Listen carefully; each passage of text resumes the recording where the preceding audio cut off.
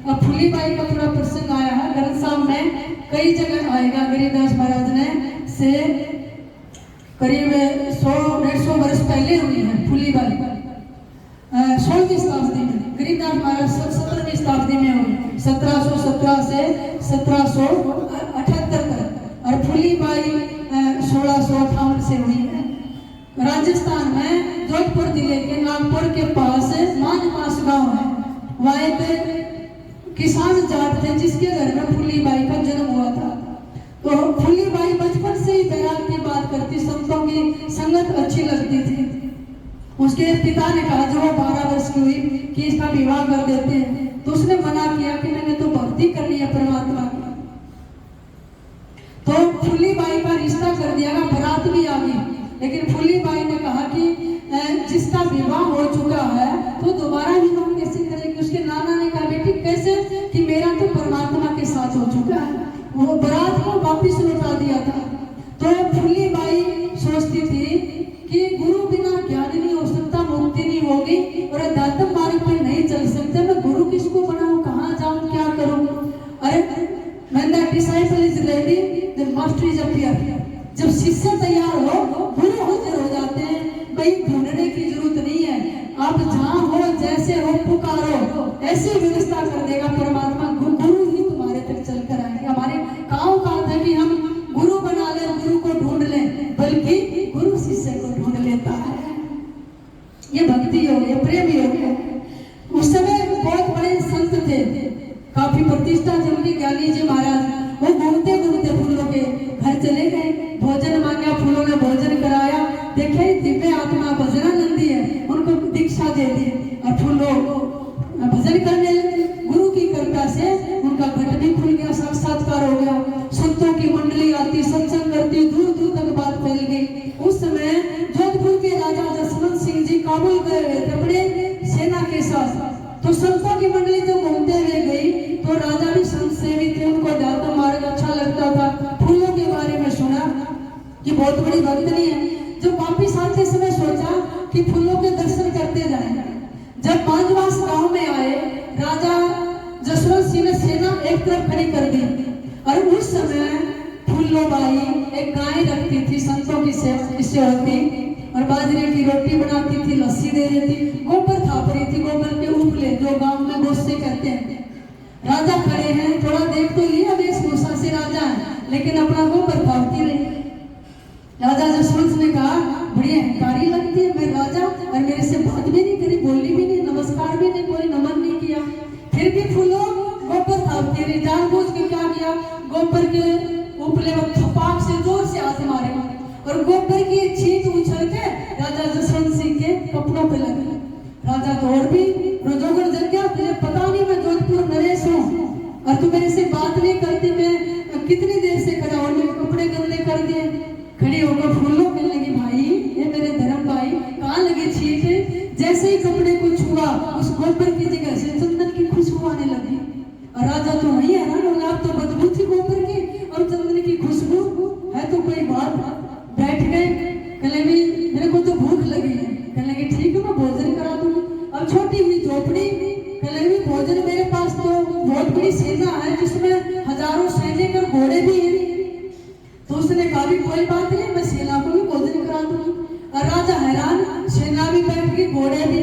अब फूलीबाई भीतर गई और उसके पास एक पात्र था, और उसका जैसे द्रौपदी के अंदर अक्षय पात्र था ना, जब तक ना कर ले तो त्रिलोकी को भोजन करा सकती थी। ऐसे ही जो साधनाशील भक्ति आत्मा होती है, उनके अंदर ऐसी ताकत आ जाती है, अन्य देवता भी प्रसन्न हो जाते हैं। गरीबदास महाराज के पास जब 9 योगेश्वर आए, उन्होंने भोजन मांगा, तो क्या किया, आकाश में शंख घुमा दिया, 33 कोटि देवता उतर के आ गए। तो गरीबदास महाराज ने वंदन किया था देव को कि आपने सबको तृप्त करना है। मैंने तो 10 मूर्ति का भोजन कराया था अपना, और 2 योगेश्वर का, और ये तो 33 कोटि देवता उतर आए। तो सदगुरु ने क्या कहा, सुख देना दुख मेटना, ताजा राखे तन, सुन देती सो खुश, नमस्कार तो कहते हैं हे अन्न देवता, हम आपको नमस्कार करते हैं, तो सबकी उदर पूर्ति करने वाला।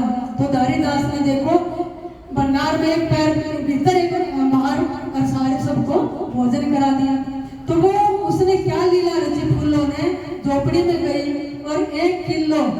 शेर का करते पहले जमाने में, एक शायद एक लंबा लंबा पसेरा सा होता जो पुराने आदमी बैठे हो, अब किलो है, दड़ी बोलते हैं, किलो बोलते हैं, पहले पसेरे होते थे, लंबे लंबे बाढ़ से होते थे।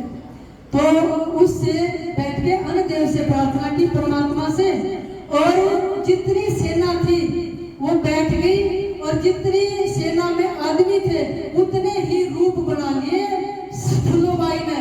इतनी फूलोबाई हाथ में पत्तल सारी सेना के आगे रख दी। वो लीला करी जब चित्तौड़ की महारानी ने यज्ञ करी थी, रविदास महाराज ने 700 रूप बना लिए थे, एक एक पत्तल पे 700 रूप, और 700 दिन उनको तोड़ दिए थे चरणों में रखकर, गुरु रविदास जी महाराज के चरणों में। तो इसी प्रकार फूलों ने 700 इतने रूप बना लिए, हजारों, और पत्तल लेकर सबको परोस दिया, और घोड़ों को भी दाना। और राजा ने कहा फूलों प्यास लगी है, और उस समय तो रेगिस्तान में हजारों फुट नीचे पानी निकलता था मुश्किल, क्योंकि वहां तो रेत ही रेत है और सूखा पड़ा है। तो फूलों ने क्या किया, 5 फुट पे ऐसे हाथ से मिट्टी हटाई, गंगा निकाल दी, सारे घोड़ों ने जल पिया, राजा की सेना सारी तृप्त होगी, भोजन से भी उससे भी। राजा जसवंत सिंह ने चरण पकड़ लिए, ये तो कोई अवतारी बैरागण भक्तरी से धरती पर उतरी है, रोने लगे और कहने लगे मेरे को तेरी लीला का नहीं पता था, अब तो मेरे राजमहलों में भी चलो, तू मेरे धर्म की बहन भी है, गुरु भी है, और मेरी रानियों का भी उद्धार करो। तो राजा प्रार्थना करके, नहीं तो कहीं जाती नहीं थी, फूलोबाई को जोधपुर अपने राजमहल में ले गए, और रानियों को पहले जाकर बता दिया कि राजा की गुरु बहन आ रही है, आज उसकी सेवा करनी, अच्छे से आओ भगत करनी है। रानियों ने सोची राजा की धर्म बहन होगी तो पता नहीं किस पालकियों में लाल लश्कर के साथ आएगी, और वो रानियां संगर का बैठ गई, बड़े बड़े 9 हथियार पहन लिए, अच्छे गहने सुंदर कपड़े, और राज दरबार सजा दिया, सज के सिंहासनों पर बैठ गई। अब फूलों तो बेचारी उसका ऊनी वस्त्र पहनती थी, ऊनी के स्वाद दूसरा नहीं पहनती, लंबा हाथ होगा, वो भी मेला हो रहा, हाथ में एक तारा खड़ताल ले रही, और गले में माला, राम राम जपती जा रही। राजा जसवंत सिंह के साथ जैसे ही महल में प्रवेश किया, उन्होंने सोची भी कौन सी है वो, तो राजा ने कहा ये है फूलोबाई, पूर्ण संत है, मेरी धर्म बहन, इसको प्रणाम करो। सारी हंसी, कहने लगी फूलों देख के बुढ़े लगते पहने सुरड़ी सी, हमने तो सोची पता नहीं कैसी सुंदर कपड़े पहन कर सो जज के आएगी, बताइए फूलों मुंह बात आला का उसकी इज्जत कर रही है। अब फूला समझ गई मतलब बैरागण थी, परम ज्ञानी थी, शरीर को देखकर हंस रही है, वस्त्रों को देखकर हंस रही है, और गहने का अभिमान है, और उन पर सिंहासनों पर सजी बैठी है, और भगवान का नाम नहीं लेती। तो राजा जसवंत ने कहा महाराज ये 3 रानियां हैं, एक गुरु माता, इनको उपदेश करो। और उपदेश किसको दिया जाता, जो अधिकारी हो, जो पात्र हो। उन्होंने सोचा ये अभिमान में भरी वीर मेरे को देख कर हंस रही है, पहले इनका घमंड तोड़ूं। और वो राजस्थान की अनपढ़ और सीधी भाषा में बोला कर मारो थारो करके राजस्थान के, तो खड़ी हो गई दरबार में, और फूलोबाई इसको कह रही है रानियों को, गहना बाता तन की शोभा, ये तन का चौबंडो, अरे बिना भक्ति के कुतिया बनोगी, भजन करो नए रंडो।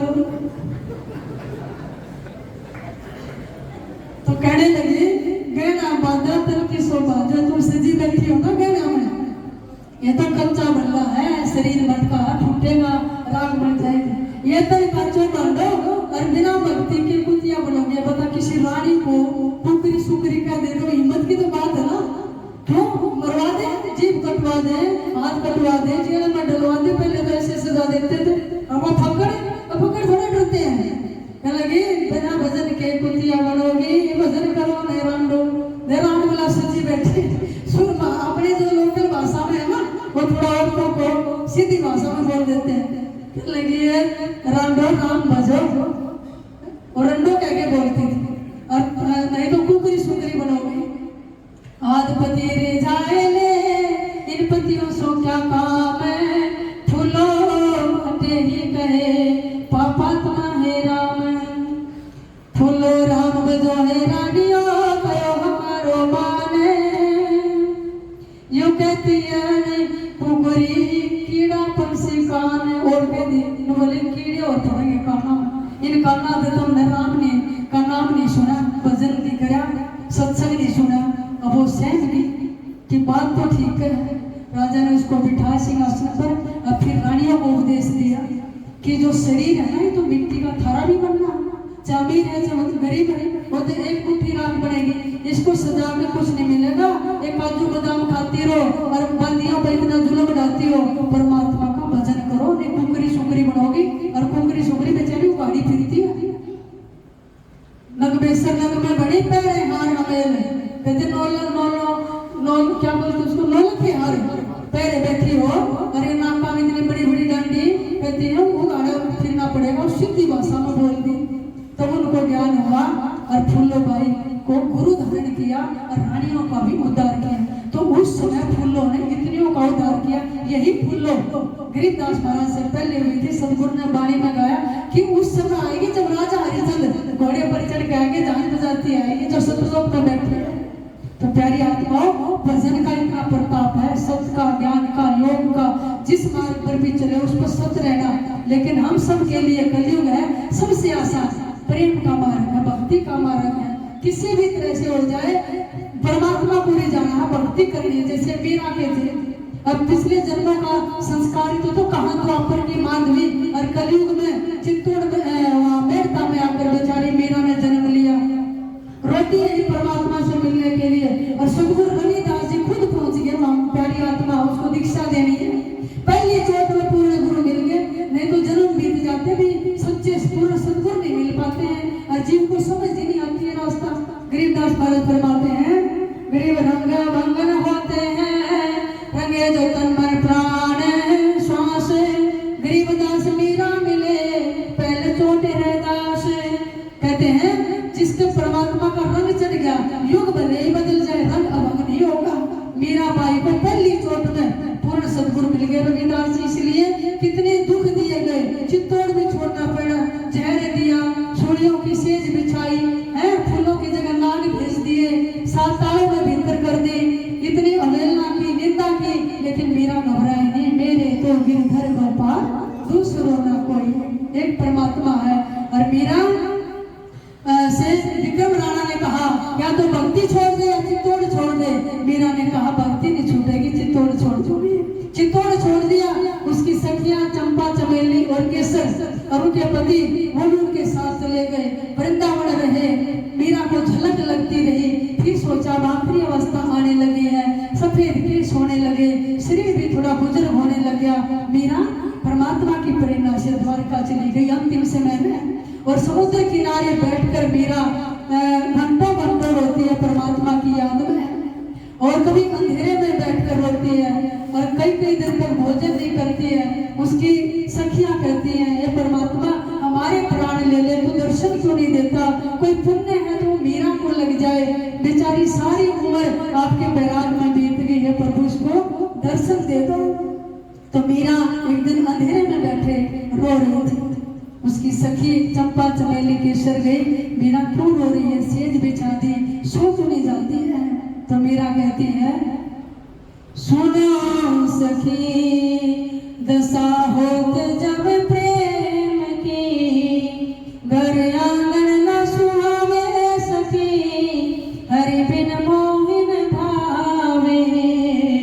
सुनो सखी दशा होत जब प्रेम की। मीरा कहती थी, मेरे को घर आंगन कुछ भी अच्छा नहीं लगता संसार में, परमात्मा के सिवा कुछ सुहाता नहीं है।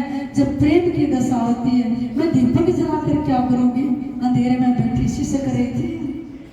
दीपक जोए का करू सजनी, पिया परदेस रहावे, सूली सेज जहर जो लागे, शिशक शिशक जिय जावे, नैना नींदन आवे। बिना बयान के जब परमात्मा ना मिले तो नींद कैसी है? कभी बाहर जाकर खड़ी हो जाती है कि परमात्मा आएंगे और मैं दौड़ कर उनके चरण पकड़ूंगी और परमात्मा मुझे हृदय से लगाएंगे। कद के वो भी मैं मग जो निस दिन विरह सतावे, का कहूँ कुछ कहतन आवे,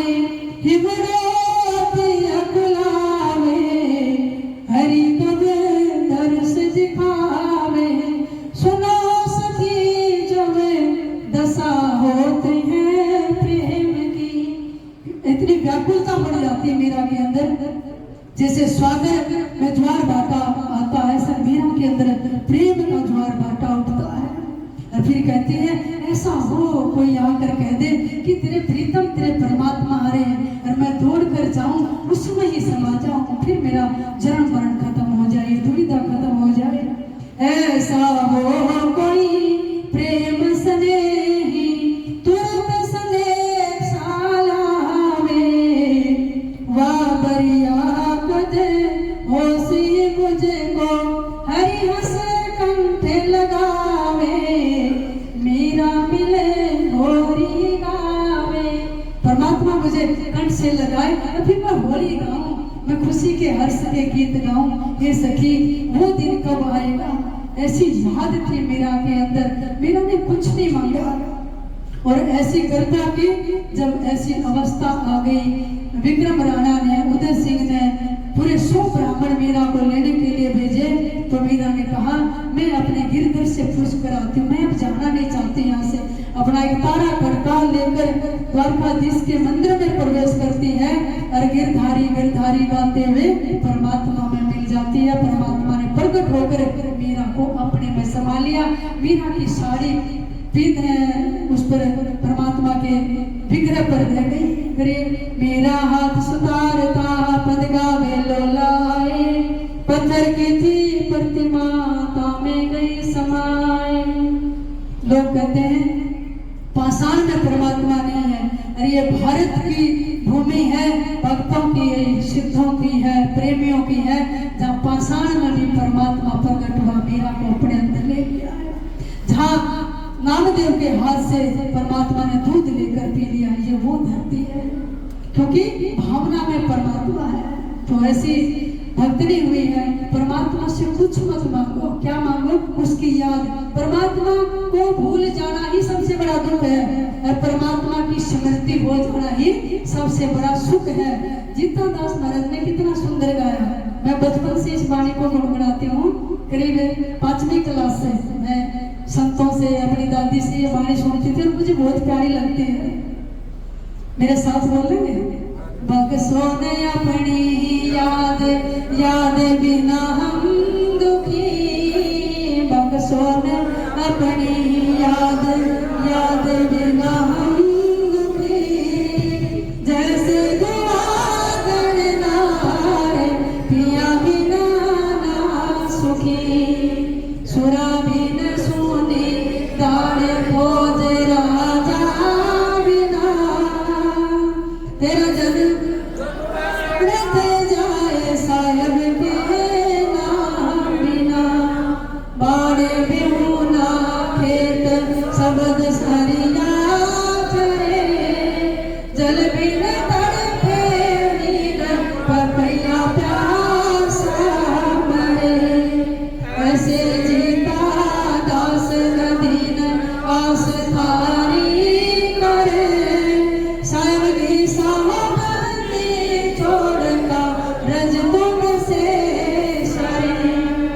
सोने अपनी याद याद बिना दुखी, जैसे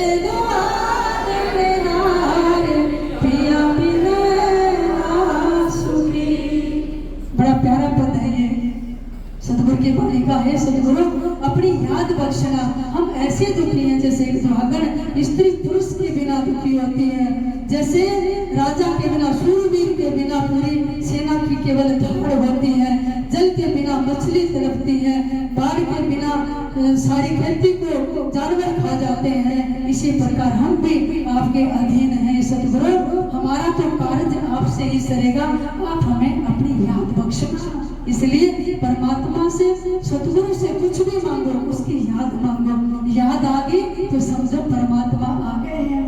तो इसलिए प्यारी आत्माओं, समय काफी हो गया है और मैं अभी भजन बोलूंगी, मेरे साथ साथ बोलो। सतगुरु में आन जगाइए सखी, परम भूल में सोती, सतगुरु में आन जगाइए सखी, परम भूल में सोती, साहेब में आन जगाइए सखी,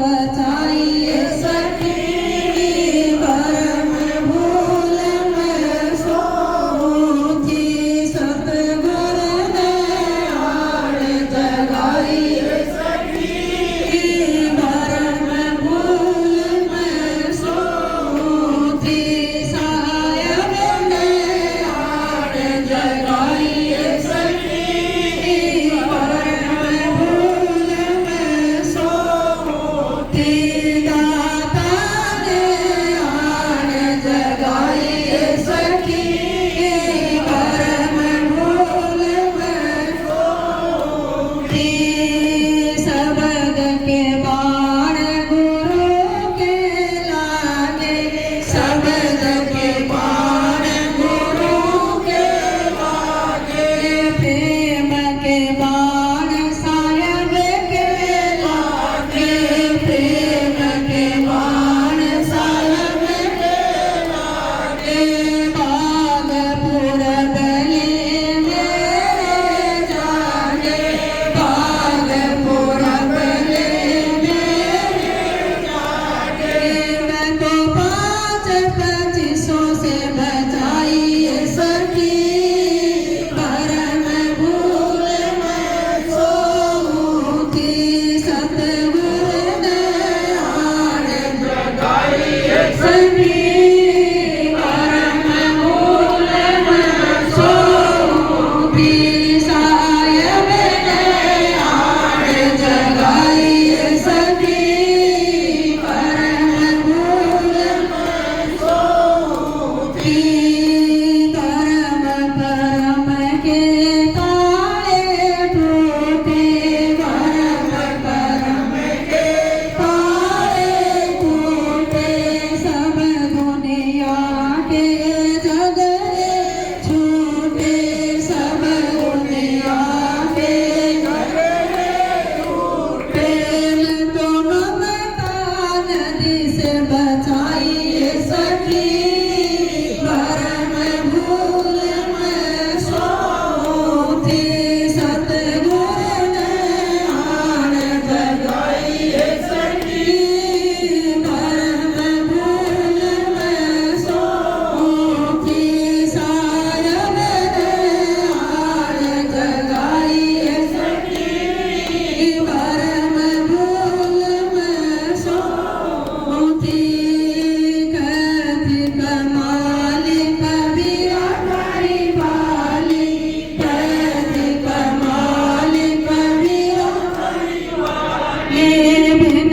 सतगुर ना छव हरियाली बिन सतगुर ना छव हरियाली मैं तो आप में आप समाई सखी परम भूल में सोची सतगुर ने आड़ जगाई सखी परम भूल में सोची सायब ने आड़ जगाई सखी परम भूल में सोची सायब ने